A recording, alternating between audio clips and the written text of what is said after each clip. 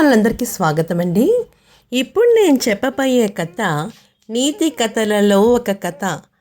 పిసినారి కామేశం. పిసినారి కామేశం ఏం చేశాడో ఏంటో. మరి కథలోకి వెళ్దామా అయితేని. గోదావరి జిల్లాలోని అంబాజీపేట అనే ఊళ్ళో కామేశం అనే పిసినారాడు ఉన్నాడు. ఈగ వాలితే ఆ ఈగ తిన్న తన ఒంటి మీద ఏమైనా నూనె ఎక్కడ తగిలిస్తుందో అని భయపడేవాడి. దాన్ని పట్టుకుని నూనె పిండుకుని మరీ వదిలేసే రకం. అంటే ఆ ఈగను చంపేంత వరకు వాడు ఉంచేవాడు కాదనమాట. అందుకే అతని ఊళ్ళో అందరూ పిసినారి కామేశం అని పిలిచేవారు. మరో పక్క అదే ఊళ్ళో సంతలో కాంతమ్మ అనే పూటకోళ్ళమ్మ ఉంది. అవి ఎంత గడుసుదంటే మనిషి ముఖం చూసి వాడు ఎంత ఆకలితో ఉన్నాడో, వాడి జేబులో ఎన్ని డబ్బులు ఉన్నాయో అని కనిపెట్టేది. మనుషులు చూసి పెరిగేసేవాళ్ళు, మజ్జిగ వేస్తూ ఉండి డబ్బులు వసూలు చేస్తూ ఉండేదన్నమాట. ఒకరోజు మిట్ట మధ్యాహ్నం ఎండ మండిపోతుంది. కామేశ్వరరావు పక్క ఊర్లో డబ్బులు వసూలు చేసుకుని మళ్ళీ వాళ్ళ ఊరు వెళ్ళిపోవడానికి రెడీ అవుతున్నాడు. అతని జేబు నిండా డబ్బులున్నాయి, కానీ ఆకలి చేస్తుంది. అమ్మ, కడుపులో ఎలకలు పరిగెడుతున్నాయి, ఈ సమయంలో ఎవరన్నా ఇంత అన్నం పెడితే తింటాను అని అనుకుని పేగులు అరుస్తున్నాయి. ఉదయం నుంచి పచ్చి మంచినీళ్ళు కూడా తాగలేదు. ఏం చేయాలా అనుకుంటూ ఎక్కడన్నా కిళ్ళి కొట్టుంటే సోడా తాగుదాం అనుకున్నాడు. అయ్యయ్యో, అనవసరంగా సోడా ఎందుకు, దానికి వడ్డీ దండగా ఎంత వస్తుందో అని భయపడి అలాగే పస్తుంటే కళ్ళు తిరిగి పడిపోతేనో ఇంకా ప్రమాదం కదా. తక్కువ ఖర్చుతో కట్టు నిండే మార్గం ఏమైనా ఉందా చూడాలి మరి అని అలా నడుచుకుంటూ అతనికి ఒక బాటసారి ఎదురయ్యాడు. అతను సుబ్బయ్య అని అతను కనిపించాడు. ఏమయ్యా సుబ్బయ్య, ఈ ఊళ్ళో సౌకగా ఎవడన్నా భోజనం పెట్టేవాడు ఉంటాడా? ఓహో, కామేశ్వర గారు మీరా? చాలా తక్కువ ఖర్చుతో కాంతమ్మ గారు పూటకిళ్ళల్లో ఉంది కదా, అక్కడ రకరకాల పిండి వంటలు ఉంటాయి. కానీ ఆవిడ చాలా గడుసుదండోయ్, జాగ్రత్త మరి. కొత్త వాళ్ళనే వస్తే ఊరుకోదు, డబ్బులు బాగా వసూలు చేస్తుంది. ఆహా, నాకంటే గొప్పదా ఆవిడ? నేను ఆవిడకంటే గొప్పవాడిని అన్నాడు పిసినారి కామేశం. ఆవిడ దగ్గర పప్పులేం ఉడకవండోయ్. ఏంటి అలాగా? ఓ, బాగోడేమిటి, వాళ్ళ ఇంటి వైపు వెళ్తే చాలు నేతిలో వేయించిన గారెలు వాసన గుమ్మగుమ్మలు ఆడిపోతుంది. ఉలవచారు చూస్తే అబ్బా, అక్కడే కూర్చుండిపోవాలనిపిస్తుంది. ఆ వాసన సగం ఆకలే తీరిపోతుంది. పద, అక్కడికి వెళ్దాం, నా ప్రతాపం చూపిస్తాను. కాంతమ్మ తన పూటకోళ్ళ ఇంటి అరుగు మీద కూర్చుని దారిని పోయే వాళ్ళందరినీ పిలుస్తుంది. రండి బాబు రండి, అన్నం వేడి వేడి అన్నం ఉంది, ఉలవసారు ఉంది, నేతిగారులు ఉన్నాయి, రండి బాబు రండి అని అక్కడ ఒక మనిషిని కూర్చోబెట్టి, వాడి పేరు సత్తిగాడు అనమాట. వాడు అలా అరుస్తున్నాడు అనమాట. అరే సత్తి, ఆ నేతిలో కొంచెం నీళ్ళు పోయి కలపరా, చిక్కగా ఉంది అంటుంది. పప్పులో కొంచెం ఉప్పు ఎక్కువ వేయి, లేకపోతే తినేవాళ్ళు తినేస్తారని సత్తిగాడికి సలహా చెప్తుంది. ఎక్కువ తినలేరు కదా అంటూ ఇలాగా అలా చెబుతూ కబుర్లు చెప్తూ వచ్చేపోయే వాళ్ళందరినీ అక్కడ రమ్మని, భోజనాన్ని రమ్మని పిలుస్తుందన్నమాట. సత్తిగా, తినడానికి వచ్చారు, ఆకలేరా, అన్నం వడ్డించరా, కూరలు వడ్డించరా అని చెప్పి మిగతా వాళ్ళందరికీ చెప్పి అందరినీ కూర్చోబెట్టి భోజనాలు పెడుతుంది. ఈ లోపల పిసినారి కామేశం అక్కడికి వచ్చాడు. అతని అవతారం చూసింది కాంతమ్మ. ఓ, సీడేంటి ఇలా ఉన్నాడు, కానీ నడుముకి డబ్బులు సంచి ఉంది కదా, ఆ శబ్దం దానికి వినిపించింది. కాంతమ్మ తనలో తన ఓహో, వేషం చూస్తే బిచ్చగాడిలో ఉన్నాడు, కానీ నడుముకి డబ్బులు కట్టుకున్నాడు. లక్ష్మీదేవత గలగలా వచ్చాడు. కానీ వీడు మామూలు వాడు కాదు, చాలా పిసినారాడు. ఇలాంటి వాడి దగ్గర డబ్బులు లాక్కోవడమే అసలైన గమ్మత్తు. రండి బాబు రండి, దారిని పోయే బాటసారులు ఉన్నారు కదా, బాగా అలసిపోయినట్టున్నారు. మా కాంతమ్మ గారి వంటలు తింటే ఆయాసం పోయి ఆనందం వస్తుంది. రండి రండి. వస్తాలేవమ్మా, ముందు ధరలు పట్టుకు చెప్పు, కూరకి ఎంత తీసుకుంటావు, నీళ్ళకి డబ్బులు ఎంత అంటే మీలాంటి వాళ్ళు వస్తే ధరలు మేమేం మాట్లాడతాం, కడుపు నిండా తిండి పెడతాము అన్నది కాంతమ్మ. కడుపు నిండా తినండి, తిన్న తర్వాత డబ్బులు ఇద్దరు కానీ ఏముంది, దీనికి పెద్ద విశేషం ఏమీ లేదు కదా అంది. మరి పిసినారి కాంతయ్య అంటున్నాడు, నేను ఎక్కువ డబ్బులు ఇవ్వను, కొంచెమే ఇస్తాను, నాకు ఇస్తావా పెడతావా అంటే, ₹1 డబ్బులకి మంచి నీళ్ళు కూడా రావు అంది. ఇక్కడ మీకు 2 రకాల భోజనాలు ఉన్నాయి, ఒకటి పేదాడు భోజనము, రెండో వాడిదేమో రాజభోజనము ఉన్నాయి, మీకు ఏది కావాలో చెప్పండి అయ్యా, అది తెస్తాను అంది. కానీ కాంతమ్మ, రాజభోజనం అంటే ఏంటి, పేదవాడి భోజనం అంటే ఏంటి అంటే అప్పుడు కాంతమ్మ ఇలా చెప్పడం మొదలుపెట్టింది. రాజభోజనం అంటే వేడివేడి అన్నము, మంచి కూరలు, ఉలవచారు, పచ్చడితో, పెరుగుతో, పప్పు నెయ్యితో వేసి పెడతాం, అది రాజభోజనం అంటారయ్యా అంది. ఆ రాజభోజనం ఖరీదు ₹100. మరి మరి అయితే పేదాడు భోజనం ఎంతమ్మా అని అడిగితే, పేదాడు భోజనము ₹10. అది రాత్రి నిన్న మిగిలిపోయిన అన్నంలో గంజి వేసేసి ఒక పచ్చిమిరకాయ ఇచ్చి పెడతాం, దాన్ని పేదవాడి భోజనం అంటారు అంది కాంతమ్మ. పంచే కాంతమ్మ, నువ్వు చేసిన వంటకాలను ఇక్కడ పెట్టు, అవన్నీ నేను ముట్టుకుంటే కానీ నువ్వు డబ్బులు తీసుకుంది కానీ, లేకపోతే అక్కర్లేదు కదా అన్నాడు. సరే అని చెప్పి కాంతమ్మ వీడేదో నాకు టోకరా వేద్దాం అనుకుంటున్నాడులే అనుకుని సరే అని చెప్పి చేసిన వంటకాలను అక్కడ దగ్గర పెట్టింది అతనికి ఎదురుగుండా.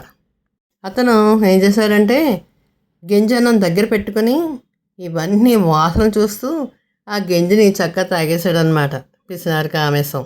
అత్తగాడు అక్కడ దగ్గర పెట్టి ఎవరికో వడ్డిద్దంటే ఆ నెయ్యి చాలా బాగుంది, ఏంటంటే ఇది మన కాంతమ్మ గారు పాలు కొని పెరుగు చేసి దాంట్లో వెన్న తీసిన నెయ్యి అయ్యా అని చెప్పాడనమాట.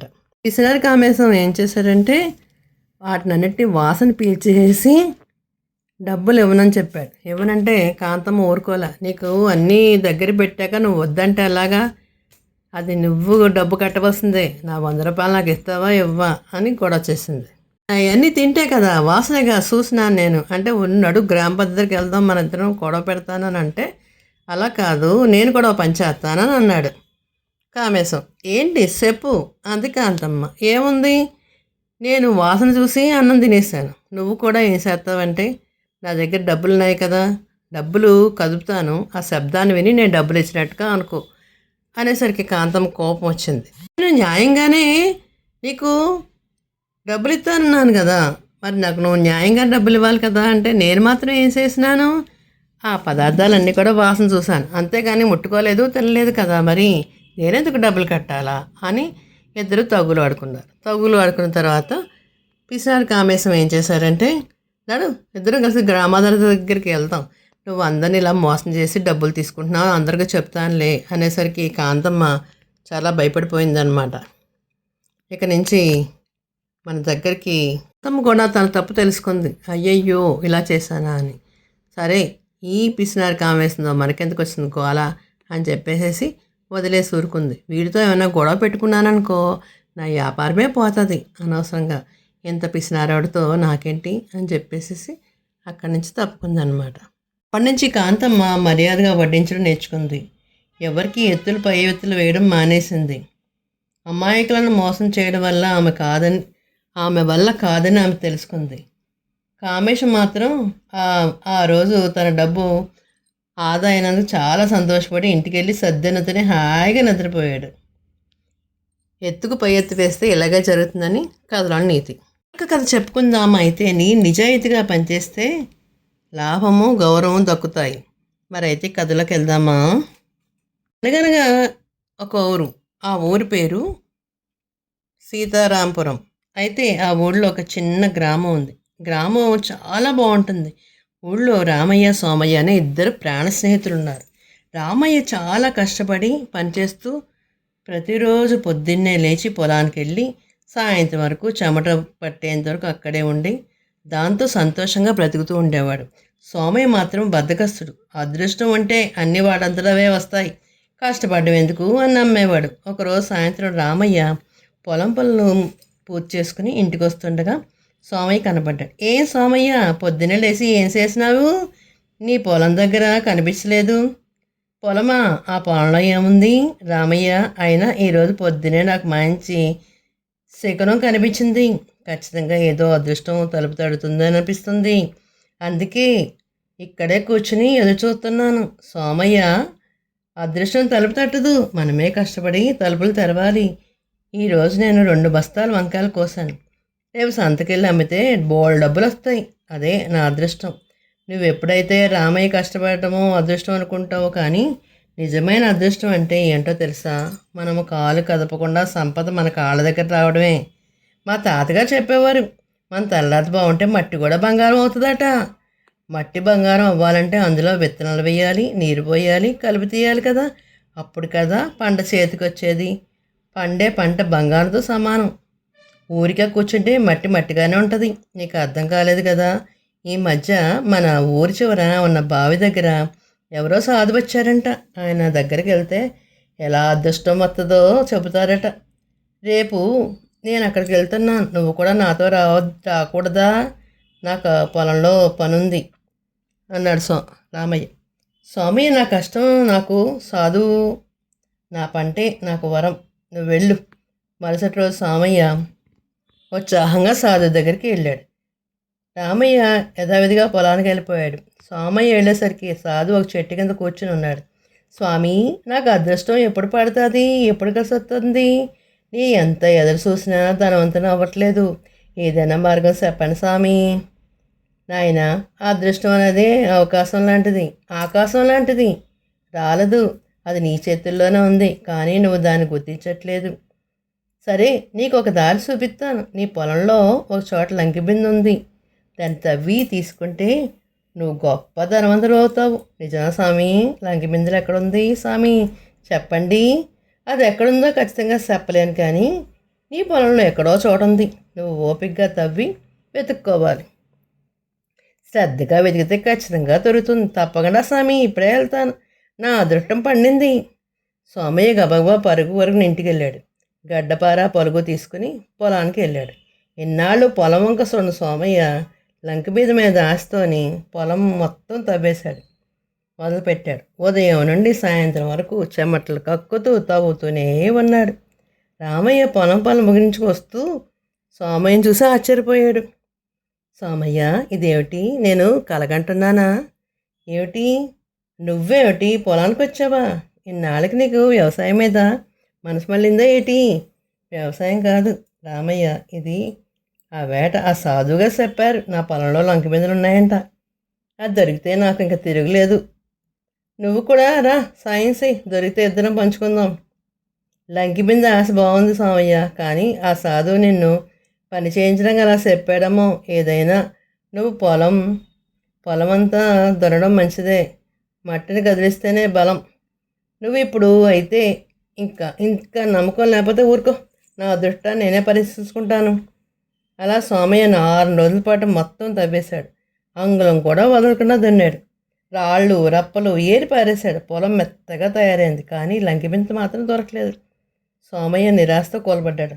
అంత మోసం! ఆ సాధువు నన్ను మోసం చేసినాడు.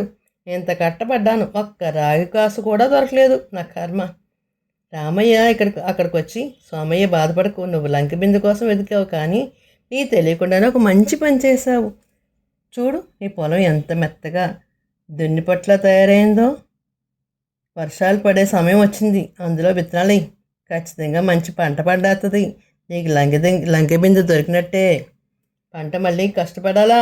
ఇప్పటికి ఒళ్ళంతా హోనమైపోయింది, నా వల్ల కాదు. రామయ్య, ఇంత చేసి వదిలేస్తే ఎలా? సరే, నీ దగ్గర విత్తనాలు లేకపోతే నేను ఇస్తాను. నా దగ్గర విత్తనాలు ఉన్నాయి, అవి వేద్దాం. నీ అదృష్టం ఎలా ఉందో చూద్దాం.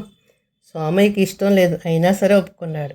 రామయ్య ఇచ్చిన విత్తనాలు చల్లేశాడు. అదృష్టవశాత్తు ఆ ఏడాది వర్షాలు బాగా పడ్డాయి. సోమయ్య పొలంలో పంట విపరీతంగా పండింది. రామయ్య పొలం కంటే కూడా ఎక్కువ దిగుబడి వచ్చేసింది. సోమయ్య పంటను సంతలో అమ్మాడు. అతనికి ఊహించిన లాభాలు వచ్చాయి. చూసావా సోమయ్య, ఇదే నీ లంకి బిందె, నువ్వు పడ్డ కష్టానికి ప్రతిఫలం.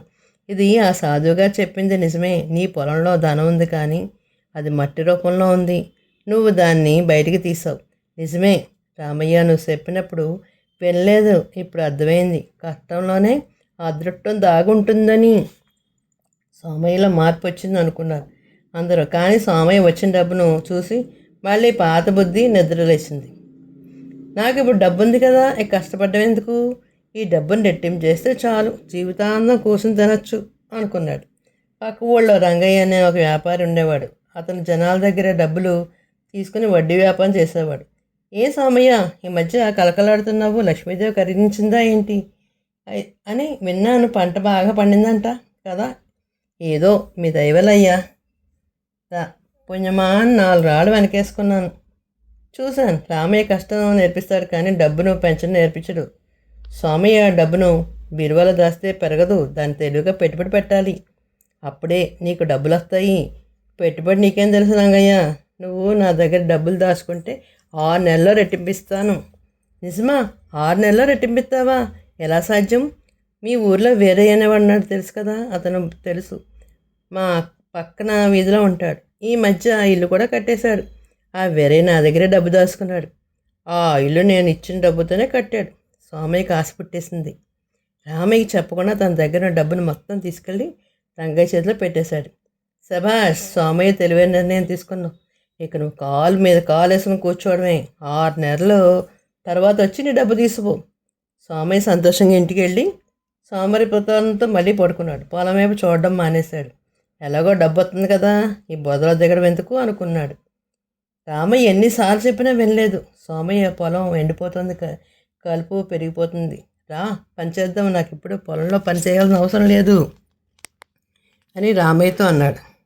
హాయిగా విశ్రాంతి తీసుకుంటాను, 6 నెలల్లో నా డబ్బులు రెట్టింపొస్తాయి అన్నాడు. రంగయ్య ఇంటికి వెళ్ళిపోయాడు. కానీ అక్కడ ఇంటి తాళం వేసింది. చుట్టుపక్కల అడిగితే రంగయ్య వారం రోజుల క్రితమే ఊరు వదిలిపోయాడని తెలిసింది. సోమయ్య నెత్తి మీద పిడుగుబట్టయింది. అయ్యో, నా డబ్బు, నా కష్టమంతా పోయింది, నన్ను మోసం చేశాడు దేవుడా, ఎందుకులా చేశావు? సోమయ్య ఏడ్చుకుంటూ రామయ్య దగ్గరికి వెళ్ళాడు. రామయ్య, నన్ను కాపాడు, నేను సర్వనాశనం అయిపోయాను. ఆ రంగయ్య గారికి డబ్బులంతా తీసుకుని పారిపోయాడు. ఇప్పుడు నా దగ్గర చిల్లి గవ్వ కూడా లేదు. నేను ముందే చెప్పాను కదా సోమయ్య, కష్టపడకుండా వచ్చే డబ్బులు నిలబడవని. అత్యాస దుఃఖాన్ని చేటు. నువ్వు మట్టిని నమ్ముకోకుండా ఒక మోసగాడిని నమ్ముకున్నావు. మట్టి మోసం చేయదు. ఇప్పుడు నేనేం చేయాలి? రామయ్య, నా దగ్గర డబ్బు మొత్తం పోయింది, నేను మళ్ళీ మొదటికి వచ్చాను. ఏం పర్లేదు, ఈ పొలం ఉంది కదా, అదే నీ ఆస్తి. పద, ఈ రోజు నుండి పని మొదలెడదాం. పోయిన డబ్బు మళ్ళీ వస్తుంది, దాని గురించి ఆడవకు. కానీ ఇప్పుడు విత్తనాలు కొనడానికి నా దగ్గర డబ్బులు లేవు. నా దగ్గర ఉన్నాయే అని నేను ఇస్తాను, నువ్వు మనసు పెట్టి పంచి. ఈసారికి సోమయ్యకి ఒక విషయం అర్థమైంది. అదృష్టం అనేది ఎవరో ఇచ్చేది కాదు, మన కష్టంతో మనం సృష్టించుకునేది అని. మోసపూరిత మాటలు నమ్మకూడదు. మన చేతులతో మన చేతులు మనం నమ్ముకోవాలి. కానీ సోమయ్య రామయ్య కలిసి మళ్ళీ కష్టపడ్డారు. ఈసారి సోమయ్య ఇంకాస్త శ్రద్ధగా పనిచేశాడు. పొలం మళ్ళీ కలకలాడింది, చేతికొచ్చింది. సోమయ్య తన అప్పులను తీర్చేసి మళ్ళీ చక్కగా నిలబడ్డాడు. ఒకరోజు సాయంత్రం ఇద్దరు పోట్లాడుకుంటున్నారు.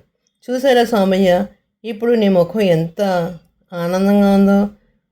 రంగయ్య దగ్గర డబ్బులు పెట్టినప్పుడు నీకు భయం ఉండేది, ఇప్పుడు ధైర్యం ఉంది. నిజమే రామయ్య, అదృష్టం అంటే ఆకాశం నుండి రాలదు, అది మన చెమటల చుక్కల్లో ఉంటుంది అని తెలుసుకున్నాను. ఎవరి కష్టం వారిదే, ఎవరి అదృష్టం వారిదే. ఇతరుల అదృష్టాన్ని చూసి అసూయపడ్డము మంచిది కాదు. మన అదృష్టాన్ని మనమే రాసుకోవాలి. బాగా చెప్పావు మిత్రమా, కష్టే పలే అని మమ్మల్ని నమ్మిన భూతల్లి మనల్ని ఎప్పుడూ వదలదు. ఆ రోజు నుండి సోమయ్య ఎప్పుడూ సోమరితనంతో ఉండలేదు, ఆ అవకాశాన్ని ఇవ్వలేదు, అత్యాశగా పోలేదు. తనకున్న దాంట్లో తృప్తిగా కష్టపడుతూ జీవించాడు. ఊరి జనం కూడా సోమయ్యలో వచ్చిన మార్పును చూసి మెచ్చుకున్నారు. కథలో నీతి ఏంటంటే, కష్టపడకుండా వచ్చే సంపద శాశ్వతం కాదు, అత్యాశ ఎప్పుడు అనర్థానికే దారితీస్తుంది. ఎవరి అదృష్టం వారి చేతుల్లో ఉంటుంది. పరుల మాటలు నమ్మి మోసపోకూడదు. ఇది కథలో నీతి. వింటున్నారా పిల్లలు? చక్కగా మనం కష్టపడి పనిచేస్తే మనకి ప్రతిఫలమే వస్తుంది. అంతే తప్ప చెప్పుడు మాటలు వింటూ ఏదో అదృష్టం వస్తుందని అనుకుంటే అలా మోసపోవడానికి అవకాశం ఉంటుంది. తెలుగువారి దీపకాంత్కి లైక్ చేసి, షేర్ చేసి, సబ్స్క్రైబ్ చేసి, కామెంట్ రూపంలో పెట్టండి మరి.